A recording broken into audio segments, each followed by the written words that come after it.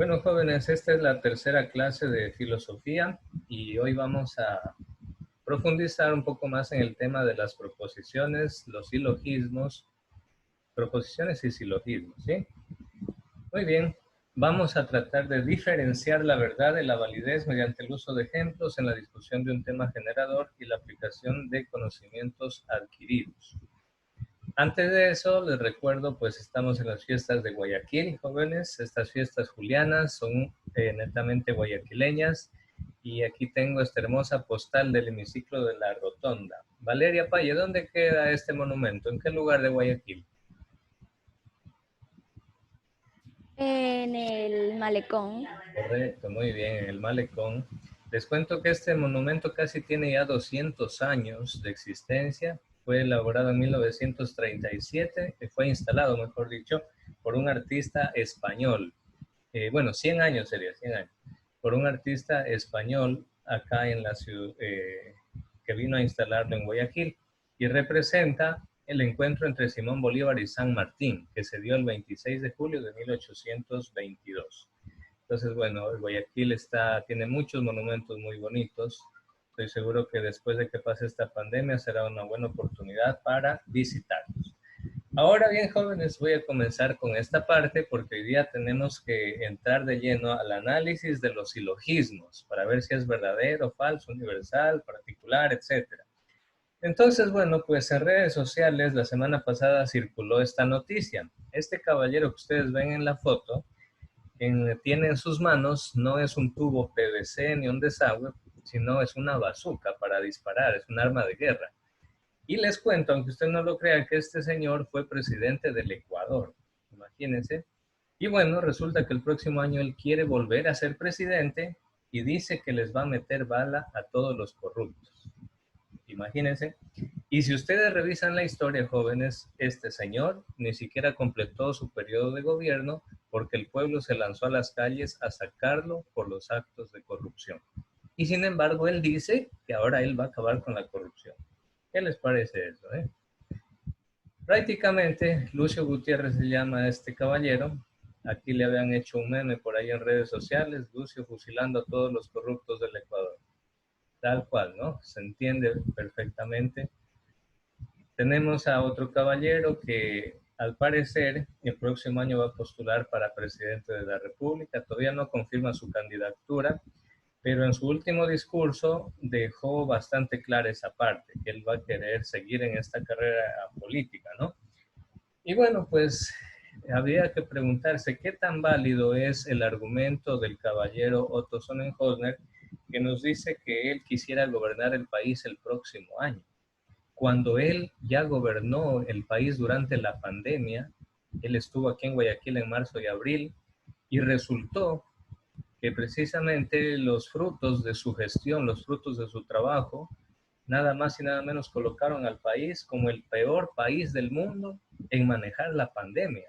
Esto lo publicó la CNN, lo publicó un sinnúmero de medios internacionales. Y entonces la pregunta es, ¿valdrá dar el voto a una persona que fracasó en el manejo de la pandemia? Entonces, miren, No, son cosas como para pensar y analizar. ¿Qué tan válidos serán las propuestas que ellos nos hacen? Mira, ahí tenemos Diario El Expreso. El Ecuador es el peor evaluado en la región sobre el manejo en la pandemia. ¿Y quién la manejó? Otto Sonnenhösner. Sin embargo, pues él dice que va a cambiar el país, que él va a mejorar, etcétera. Entonces hay que preguntarnos, ¿los razonamientos de los personajes anteriores son válidos? Si las premisas que tenemos de ellos no son ciertas y no funcionan como realmente útiles para el beneficio del país. Entonces lo que ellos concluyen que van a ser los salvadores de la patria, ¿será cierto o no será cierto? Pues bueno, por lógica, parece que si se contradicen las premisas, si se contradicen las obras que ellos hicieron, pues obviamente lo que ellos ahora proponen tampoco es muy creíble que digamos. Entonces, las personas, sin embargo, habría que preguntarnos también si las personas que escuchan a los personajes anteriores se convencen de sus razonamientos son válidos. Y quizá aquí más de un ecuatoriano va a caer en creer muchas veces los discursos de algunos políticos que solamente hablan por hablar, hablan con tal de conmover a la gente, si es posible hacerla llorar para que la gente se conduela, se conmueva o se emocione también y diga, a él le voy a dar el voto. O como algunas otras personas hacen, dice, yo le voy a dar el voto a fulano porque está bien simpático, está bien guapo. O yo le voy a dar el voto a fulanita porque ella es un personaje de televisión y es bien guapa, bien simpática. Como si la guapura o la fealdad de las personas es lo más importante a la hora de gobernar un país. Imagínense, jóvenes, la formación y la educación política tan baja que algunas personas tienen todavía en el país. Pero usted que se está educando, usted ya tiene que analizar mucho más allá los discursos y los argumentos de los políticos para poder distinguir cuándo le están mintiendo, cuándo le están engañando y también cuándo sus argumentos son válidos probablemente, ¿no? Muy bien, vamos a seguir. Aquí tenemos, ahora sí, jóvenes, mucha atención. Necesito 100% de su concentración de aquí en adelante. Muy atentos, por favor. En la vida real, jóvenes, los razonamientos no siempre respetan la estructura aristotélica que aprendimos la semana pasada. ¿Cuál era esa estructura? Premisa 1, premisa 2 y conclusión. Por ejemplo, un político en campaña fácilmente puede argumentar, razonar, hablar, dar entrevistas, etcétera, pero de forma inválida. Pero puede pronunciar su discurso con tanta emoción, ¿sí?, que todos piensan a lo mejor que es verdadero. Entonces, por eso, jóvenes, Aristóteles estableció algunas reglas para determinar si los razonamientos son verdaderos y si las conclusiones son verdaderas o son falsas. Es decir, si lo que nos dicen o lo que está razonando otra persona es verdadero o es falso, es válido o es inválido. ¿Sí? Definición de proposición lógica. Ojo a este cuadrito verde. ¿Qué es una proposición lógica? Pues simple y llanamente es una frase por medio de la cual se expresa. Ojo, ojo a esta palabrita. Esto es lo que la diferencia de todo lo demás. Se expresa con exactitud. Se expresa con exactitud el conocimiento. Es una frase, pero bien expresada con exactitud, ¿sí? Y las proposiciones lógicas tienen 4 elementos, que son estos que ustedes pueden ver aquí en la pantalla.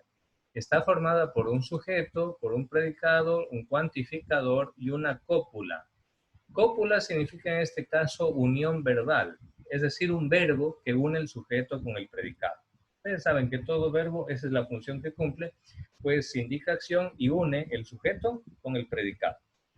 Entonces, por ejemplo, en la siguiente proposición, observen aquí esta proposición, miren, todos los filósofos son mortales. ¿El sujeto cuál es? Los filósofos. ¿El predicado cuál es? Mortales. ¿Cuál es el cuantificador? La palabra todos, ¿sí? Y el verbo cópula, ¿cuál sería? Pues la palabra son. Ahí está claramente explicado, pero para eso vamos a aclararlo un poquito más mediante esta fórmula. Ahora sí, participación en clase. Atención. A ver, Alexander Intriago, tú me vas a decir aquí un cuantificador, sea universal afirmativo, negativo, o sea particular afirmativo o negativo. Pueden chequear en este momento las diapositivas que les di la clase pasada. Sobre todo revisen esta tablita o hágale una captura a esta tabla para que pueda participar. Yo no puedo abrir las diapositivas porque a la 1, a las 2 y a las 3. Listo, ahora sí. Ariel Intriago, dígame el nombre de un cuantificador. Vamos, participación en clase. todos. Ya, vamos a colocar aquí. A ver, para eso voy a salirme de pantalla completa para poder escribir. Ok, aquí tenemos todos. Muy bien. Miren la fórmula, miren cómo tiene que estar estructurado una proposición lógica. Ahora dígame un sujeto de la oración, Ariel. Todos los humanos, ¿ya? Ahora dígame un verbo. Por lo general siempre se usa el verbo ser o estar en las proposiciones aristotélicas. Entonces en este caso vamos a poner los humanos son. Mortales, predicados. Son mortales. Mortales. Perfecto. Aquí tenemos la estructura precisa y perfecta de una proposición. Siempre respeten este orden, jóvenes. Primero el cuantificador. Segundo, el sujeto. Me disculpan que no estoy muy preciso. Con el mouse no hay cómo dibujar con mucha exactitud. Luego el verbo, que lo tenemos aquí. Y luego el predicado. Muy bien. Ok, listo. Punto en participación para Ariel. A ver, a la señorita Andrea Sánchez. Le voy a pedir que me escriba en el chat una proposición universal negativa. Escriba en el chat, por favor, señorita Andrea Sánchez, una proposición universal negativa. Muy bien, mientras me llega en el chat el ejemplo de la señorita Sánchez, le voy a pedir la participación. A ver, vamos a ver a quién tenemos por aquí. Ya, la participación a Carla Pesantes. A ver, Carla, usted dígame el nombre de un cuantificador particular afirmativo.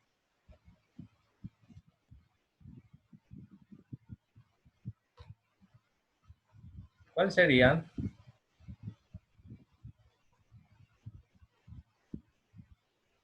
Señorita Pesantes, ¿me escuchó? No me escuchó. Sí, A ver, dígame el nombre de un cuantificador particular. todos. No, porque todos es universal. La palabra todos abarca Ningún, ¿cuál sería? ninguno. Eso, exacto, muy bien. Algunos. Dígame ahora un sujeto de la oración. Algunos, ¿qué más? Unos gatos, Algunos gatos, ¿qué más? Son, son negros. Así se dice la gente pobre. algunos gatos son negros. Excelente. Ahí tenemos otra proposición particular, en este caso, afirmativa y resulta ser verdadera. Porque, dígame, Carla, ¿por qué no puedo decir todos los gatos son negros? ¿Estaría bien o estaría bien?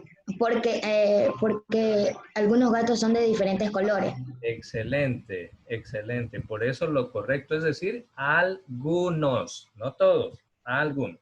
Ok, a ver, Andrea Sánchez, no veo su ejemplo. Ah, ya, ok, aquí está, ya llegó, ok. Ningún humano es mortal. A ver, Andrea, vamos a anotar aquí el ejemplo de Andrea y ustedes mismos lo van a analizar. Andrea nos dice el ejemplo, dice Andrea, ningún sujeto humano, en la cópula o verbo, es mortal.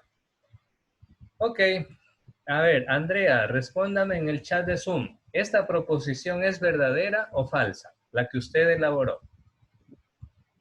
Ojo, este signo más es solamente para acordarnos que es una fórmula, es la estructura. Primero el cuantificador, más el sujeto, más el verbo cópula, más el predicado. A ver, Andrea Sánchez, dígame si su ejemplo es proposición verdadera o falsa. Está bien como proposición universal negativa, está muy bien.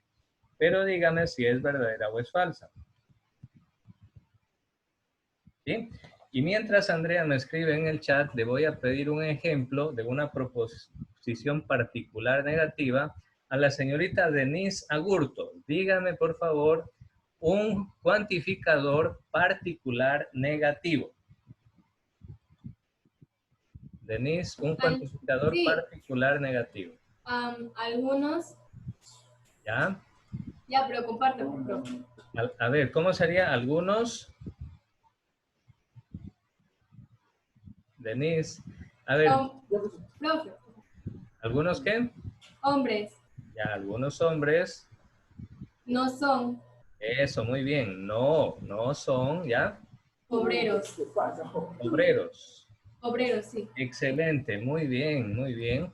Y aquí tenemos una proposición particular negativa y verdadera. Muy bien, la señorita Sánchez ya respondió y correcto. Ella dice que su ejemplo resulta ser una proposición universal negativa, pero resulta ser falsa. Es verdad, correcto. Muy bien, es falsa, porque si usted dice ningún humano es mortal, pues usted ve que por la experiencia eso es falso, porque todos los seres humanos mueren. Excelente, jóvenes, muy bien, están comprendiendo muy bien el tema. Seguimos, les felicito, seguimos. Entonces recuerden, esta tablita deben memorizársela. Aquí están fórmulas muy precisas, los símbolos, universal afirmativa, símbolo A, negativa, universal negativa, la letra E, particular afirmativo, la letra I, particular negativo, la letra O. Muy bien. Vamos a seguir un poquito más. Ojo, jóvenes, ya les pasé estas diapositivas, ustedes la tienen, pueden descargarlas y también ir visualizando si ustedes gustan. Aquí están muchos de los sinónimos de cuantificadores. No están todos, pero están al menos algunos, como para poder variar a la hora de hacer ejemplo. Entonces, sinónimo de todo también es toda, también es los. Por ejemplo, si yo digo, los hombres son mortales, eso es universal afirmativo. Los, me estoy refiriendo a todos, los. Cuando yo digo, las mujeres son mortales, me estoy refiriendo a todas, las mujeres. Si yo digo, por ejemplo, él, si yo digo él, aquí tengo que utilizar, por ejemplo, el elefante es un paquidermo. En este caso, tengo que utilizar el, acá en el verbo, es un. Así sería la fórmula completa aquí. Él es un. El elefante es un paquidermo. El ser humano es un ser racional. El gato es un felino. Muy bien, seguimos. Seguimos. Entonces, estos cuantificadores nos sirven para recordarnos que no siempre vamos a encontrar la palabra todos o algunos, sino que hay una serie de sinónimos. Y nosotros tenemos que identificar cuáles son los sinónimos precisos y correctos. Muy bien, seguimos. Aquí tenemos estos ejemplos, los vimos la semana pasada. Acuérdense, universal afirmativo, todo, gato es felino, ningún hombre es mujer, algún o algunas mujeres son altas, algunas personas no son pequeñas. Muy bien. Entonces, ya esto está entendido. Ahora bien, esto es nuevo. Mucha atención. ¿Qué es el silogismo? Sencillo, jóvenes. Un silogismo es un razonamiento. Esta es la palabra clave para entender un silogismo. Un silogismo simplemente es un razonamiento. Segunda palabra clave, está formada por dos premisas y finalmente está formado por una conclusión. Eso es todo. Y es el resultado lógico, que se deduce de las dos premisas. Observen, por favor, yo aquí quiero que ustedes distingan cuál de estos conceptos tienen mayor o menor amplitud, ¿sí? Y para eso voy a pedir la participación del estudiante Valentina Monroy. A ver, Valentina, participación en clase. Observe, Valentina, estos tres conceptos que yo tengo acá en la parte derecha de la pantalla. Esto de aquí, que está con letra verde. Aquí hay tres conceptos. Juan Montalvo, ecuatoriano y latinoamericano. Dígame, señorita Monroy, ¿cuál de estos tres conceptos es el más amplio, el más abarcador, el más grande, el más universal? ¿Cuál de los tres? Latinoamericano. Perfecto, muy bien. ¿Y por qué es latinoamericano? Su respuesta es correcta, pero ¿por qué? Porque abarca toda Latinoamérica. Exacto, y abarca no solo a los ecuatorianos, sino a todo lo que es Latinoamérica, desde México hasta Chile. Muy bien, por tanto, el más amplio de todos es este de aquí. Valentina, ahora, ¿cuál será el que menos amplitud tiene? El que es más particular, más en concreto, ¿cuál será? Ecuatoriano. A ver, entre los tres, entre Juan Montalvo, ecuatoriano y latinoamericano, ¿cuál es el más concreto, el más particular, el más pequeñito, el más individual, el que tiene menos amplitud? Juan Montalvo. Exacto. Juan Montalvo es el que tiene menos amplitud porque se refiere a una sola persona en particular. Y muy bien, el que nos queda, en cambio, lo vamos a llamar el término. Aquí voy a tratar de dibujar una M porque se llama el término medio, ¿sí? Este se llama el término medio. Ojo, entonces, jóvenes, gracias, señorita Monroy, muy bien. Voy a anotar de una vez su participación. Entonces, jóvenes, en un silogismo siempre vamos a encontrar estos tres términos. Mucha atención en esto. Los tres términos que son el término menor, que lo vamos a representar con la letra S, ¿sí? El término medio, que lo representamos con la letra M, y el término mayor o predicado, que lo vamos a representar con la letra P. Aquí está claramente los símbolos, ¿sí? Entonces, obviamente, Juan Montalvo es el de menos amplitud. ¿Por qué? Porque Juan Montalvo está incluido dentro de un concepto más amplio que es ecuatoriano, y a la vez el concepto ecuatoriano está incluido en un concepto más amplio, de mayor extensión, que es el concepto latinoamericano. No pierdan de vista, por favor, estos significados. Ahora bien, hay varios tipos de silogismos, pero a nosotros nos interesa comprender los silogismos categóricos que fueron creados por Aristóteles. Miren, hasta el día de hoy se lo estudia Aristóteles. Y tiene las siguientes partes. Ojo, el silogismo aristotélico tiene premisa mayor, premisa menor y conclusión. Aquí están las características de la premisa mayor. Contiene al predicado de la conclusión y al término medio. La premisa menor contiene al sujeto de la conclusión y al término medio. Y la conclusión es la deducción lógica de las premisas anteriores. Deducción lógica. Muy bien. Una explicación aparte sobre el término medio.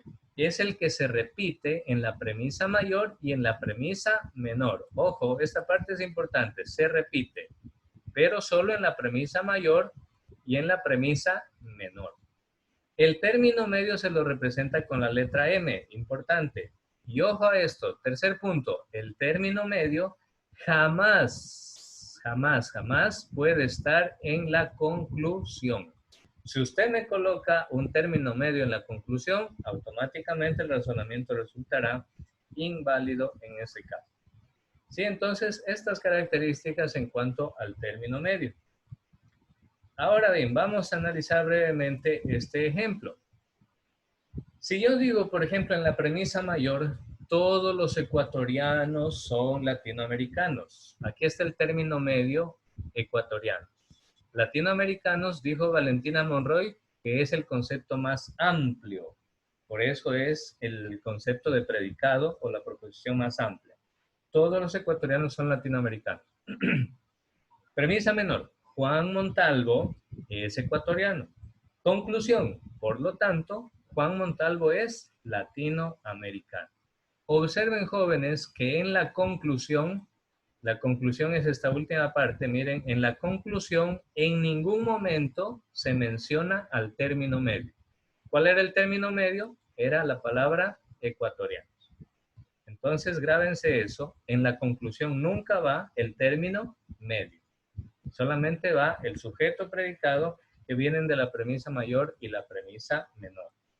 En el siguiente ejemplo, miren, este ejemplo de silogismo se llama de tipo A, I, I. Ustedes van a decir, profesor, y esos nombres raros, ¿de dónde sacaron ese tipo A, I, I? Miren acá, tipo A, I, I. Pues bueno, viene de aquí. Mucha atención. Observen la primera premisa. Dice todos los ecuatorianos.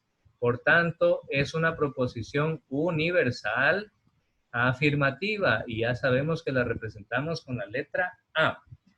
Premisa menor. Dice Juan Montalvo es ecuatoriano.